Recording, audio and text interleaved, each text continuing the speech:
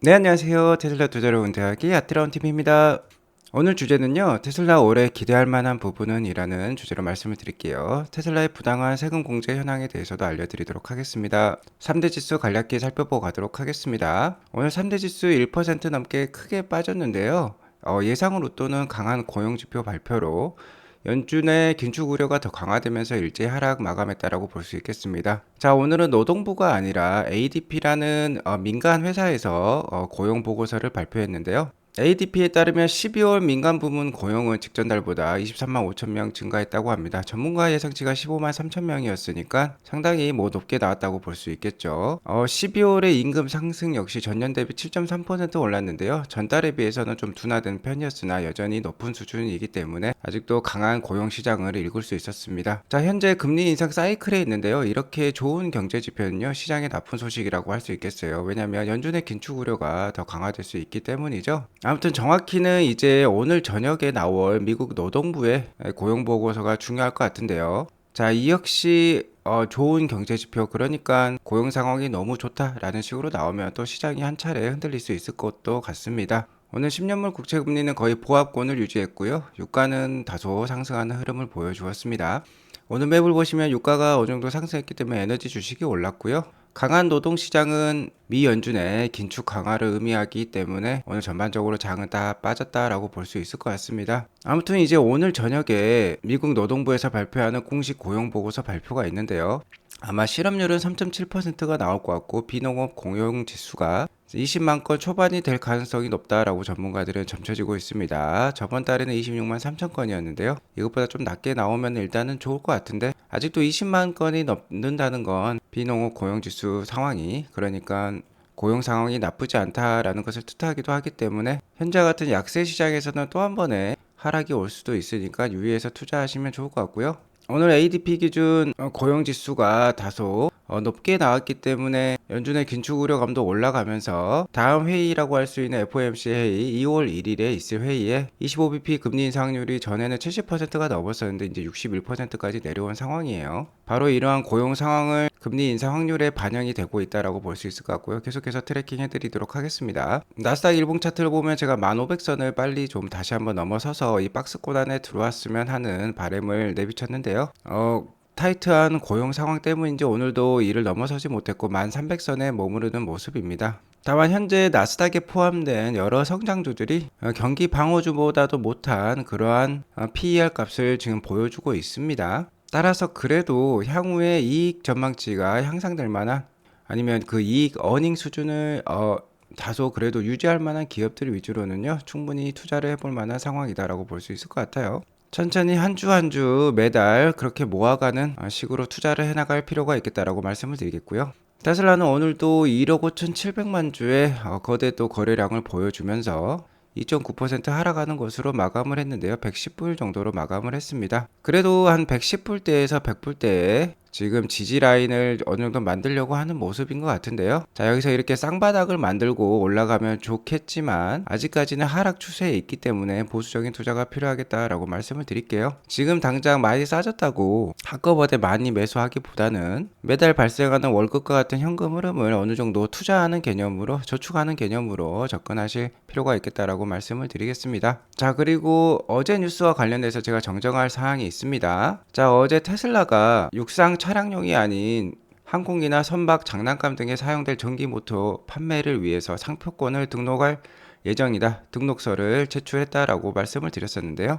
이는 사실이 아닌 것으로 드러났습니다. 자, 테슬라는 이 상표권 등록 신청서를 제출한 적이 없고요. 대신 제롬이라는 테슬라 팬이요, 이러한 상표권을 제출했다고 합니다. 근데 그 상표권 제출에 쓰일 그 문서가 워낙 자세히 나왔기 때문에 테슬라 관련된 뉴스 사이트에서는 이를 테슬라에서 직접 등록한 것으로 발표를 먼저 했었어요. 그래서 정정 뉴스도 이미 나왔고요. 자, 아무튼 이러한 사실은 사실이 아니라는 거, 이러한 뉴스는 사실이 아니라는 거 다시 한번 말씀을 드리겠고요.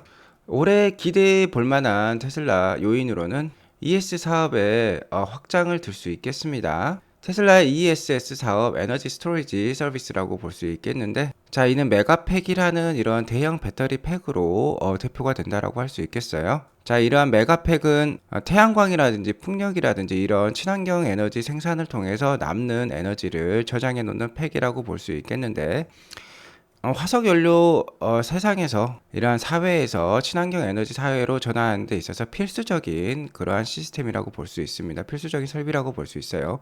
이 메가팩이 한 대당 200만 불에 달합니다. 우리 돈 한 24억 원이 넘는 수준인데요. 아마 올해는 이 사업의 원년이 될 것 같아요. 사업 확장의 원년이 될 것 같다. 왜 그러냐면 이러한 메가팩을 올해는 뭐 최대한 10,000대까지도 생산할 수 있는 캐파로 지금 늘려놓았기 때문입니다. 자, 이러한 생산 시설은 캘리포니아 레스로프라는 곳에 있고요. 테슬라의 3분기 어닝 9월 실적 발표회 때 이 메가팩 사업과 관련된 수치를 살펴보면요. 자, 3분기 실적은 여기 있습니다. 2.1 기가와트신데요. 약 500대의 메가팩을 판매했다라고 보시면 돼요. 근데 올해 목표는 무려 40 기가와트십니다. 자, 캐파를 40 기가와트시까지 늘린다고 하는데요. 이는 1만 대 메가팩 판매를 의미해요. 그러니까 뭐 판매량이 20배 껑충 뛴다고 할 수 있겠죠. 자, 하지만 이 40 기가와트시라는 거는 목표고요. 현실적으로는 올해 한 20 기가와트시 정도는 판매할 수 있지 않을까라고 예상을 해볼 수 있겠습니다. 그럼 40기가와트시의 절반이니까 1만 대가 아니라 5,000대 메가팩 판매가 되겠죠. 자, 40기가와트시는 연말에 달성할 수 있는 캐파시티 수준이기 때문에 올해 판매는 20기가와트시라고 가정을 해보면 200만 불 곱하기, 자, 20기가와트시에 달하는 메가팩 숫자는 5,000대예요. 그래서 5,000대를 곱해주면은 10 빌리언 정도가 나옵니다. 자, 우리 돈 한 12조 원 정도의 매출이라고 볼 수 있겠는데요. 현재 테슬라의 순이익률이 약 15에서 20% 사이이고 이 메가팩 역시 수익률이 상당히 높은 것으로 지금 나오고 있습니다. 그래서 20%만 가정을 하더라도요. 2빌리언, 그러니까 우리 돈 2조 5천억 원에 달하는 순수익을 만들어낼 수 있는 거대 사업으로 올해 성장할 것으로 판단이 됩니다. 자, 이에 따라서 EPS가 0.6에서 0.7불 정도 이 사업을 통해서 증가할 수가 있겠습니다. 올해 마감 예상 EPS가 한 4불 정도니까 상당히 높은 포션을 차지할 수 있다는 것을 뜻하기도 합니다. 자, 올해 차량 판매 역시 뭐 전년 대비 30에서 한 40% 성장이 이어질 것으로 예상이 되는데요. 이런 메가팩의 성장 역시 테슬라의 기업 펀더멘탈 가치 향상과 함께 주가 상승에도 큰 도움이 될 것으로 판단이 됩니다. 어쨌든 주가는 매크로 상황이 좋아진다면 실적을 따라갈 수밖에 없습니다. 자, 그리고 한 가지 더 알려드리고 싶은 사실은요. 현재 미국 인플레이션 감축법에 따라서 IRA에 따라서 7,500불에 달하는 EV 크레딧, 그러니까 EV 세금 공제가 제공이 되고 있는데요. 전에도 말씀드렸다시피 이 법이 어느 정도 좀 부당하다고 제가 말씀을 드렸죠. 특히 미국에서 가장 많이 판매되는 차량이 테슬라 모델 Y 롱레인지 5 시트라고 볼 수 있겠는데요. 현재 5개 좌석을 갖고 있는 모델 Y가 모두 SUV가 아닌 세단으로 분류되면서 지금 세금 공제를 못 받고 있는 상황이에요. 현재 모델 Y는 모두 최소한 6만 불이 넘습니다. 근데 세단으로 분류되면 5만 5천 불이라는 이 가격을 만족시켜줘요. 그러니까 5만 5천 불 이하가 되어야지 세금 공제를 받을 수 있는데 지금 6만 불이 넘기 때문에 이 5시트는 받을 수가 없는데 7시트, 그러니까 7개 좌석을 가지고 있는 모델 Y의 경우는 SUV로 분류가 되면서 지금 세금 공제를 받을 수 있는 상황에 있죠. 자, 이렇다 보니까 최근에 세금 공제를 받을 수 있는 모델 Y 7인 좌석의 판매량이 좀 증가하는 모습입니다.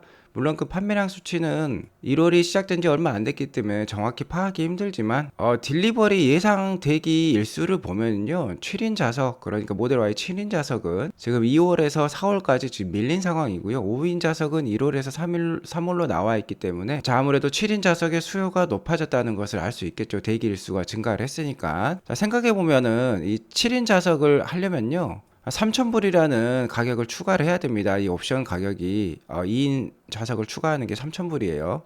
3,000불을 더 내야 되는데 그럼에도 불구하고 7,500불 할인을 받을 수 있기 때문에 뭐 종합해보자면 4,500불 이익인 거죠. 4,500불 할인을 받을 수 있으니까 당연히 이 차를 사야 되겠죠. 아무튼 근데 이 법의 정말 부당한 점은요, 하이브리드 차량에도 전기차로 분류를 하면서 하이브리드 차량에도 7,500불에 달하는 EV 크레딧을 준다는 거예요. 그러니까 미국에서 생산만 하면 지금 주는 건데, 뭐 기름을 많이 먹는 지프라는 차량이 있죠. 이 차량은 SUV입니다. 근데 이 차량 중에 하이브리드 차량이 있어요. 뭐 랭글러 오버랜드 4XE라든지 그랜드 체로키 뭐 4XE라든지 이 하이브리드 차량은 SUV로 분류가 되면서 7,500불에 달하는 EV 크레딧을 다 받고 있습니다. 하지만 모델 Y 5인승 같은 경우는 세단으로 분류가 되면서 6만 불이 넘어가면서 5만 5천 불이 넘어가면서 지금 못 받고 있는 상황이죠. 이런 게 부당하니까 자, 이분께서 지금 청원서를 냈어요. 자, 미국에는 이렇게 청원서를 받아주는 기관이 있습니다. 현재 뭐 5만 명조가 좀 찬성을 해야 되는데 지금 한 4만 1,000명 정도가 찬성을 한 상황이고, 이 청원서에 보면 이렇게 자세하게 장표를 통해서 부당함을 알리고 있는데요. 여기 보시면은 자, SUV 차량인데 이 위에 모델 Y 위에 있는 이 5개 차량들은 다 하이브리드 차량이에요. 근데 EV 레인지가 대부분 20마일대입니다. 그러니까 순수하게 전기로 갈 수 있는 거는 20마일밖에 안 되고, 테슬라 모델 Y 같은 경우는 퓨어 EV로서 EV로만 330마일이나 갈 수 있어요. 훨씬 더 친환경 차량이고, 이러한 차량들은 대부분 내연기관 차량이라고 볼 수 있겠죠. 그런데 보시면은 EV 텍스 크레딧을 이러한 하이브리드 차량은 7,500불을 다 받을 수 있고 테슬라 모델 Y는 받을 수가 없는 상황이에요. 자, 현 정책을 보니까 EV가 아닌 차량에 대해 EV 세금 공제를 제공함으로써 이 죽어가는 레거시 자동차 산업에 혜택을 주기 위한 것으로 저희가 판단이 됩니다. 테슬라가 아닌 다른 일반 내연기관 차량 업체에게 숨통을 트이는 법으로 지금 판단이 되고요. 정말 미국 사회의 EV 전환을 이끌려면요, 이런 테슬라와 같은 순수한 EV 차량에만 EV 크레딧을 적용해야 될 것으로 판단이 됩니다. 그래서 그러한 내용을 실어서 지금 청원서를 제출한 상황이고, 이게 바뀌지 않는다면 이렇게 얘기할 수 있겠죠. 자, 미국 세무소는 IRS라고 하는데, 자, 이렇게 법이 계속해서 유지가 된다면 미국 납세자가 귀하의 진정한 의도를 의심하는 또 다른 이유가 될 것입니다. IRS를 충분히 의심할 수 있는 상황이 될 것 같고요.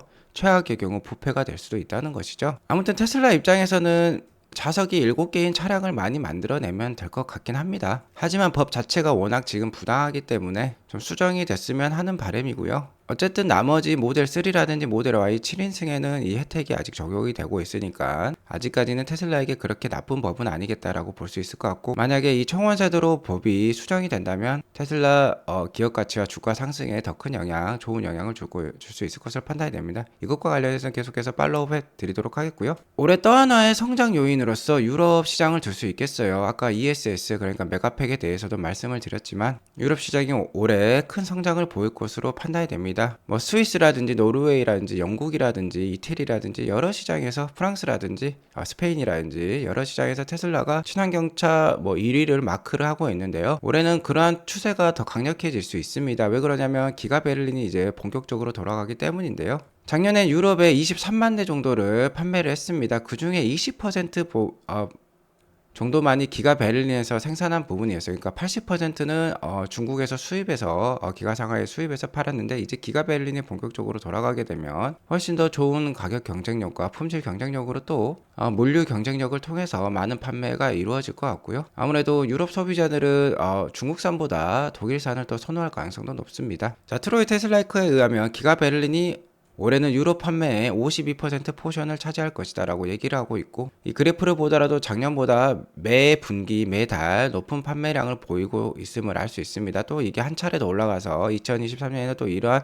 그래프를 보여줄 수 있겠죠. 자, 이러한 성장은 모델 Y가 이끌고 있고요. 모델 Y의 판매량 역시 매 분기 이렇게 급속도로 증가를 하고 있습니다. 자, 2022년 4분기, 작년 4분기에는 5만 한 8천 대의 모델 Y 유럽의 인도량을 기록을 했는데, 올해는 분기마다 한 10만 대 정도 유럽의 모델 Y를 인도할 것으로 판단이 들어요. 자, 계속해서 성장하는 테슬라의 모습을 지켜보면서 편안한 마음으로 투자해 나가시면 좋을 것 같습니다. 오늘 이것으로 방송을 마치겠고요.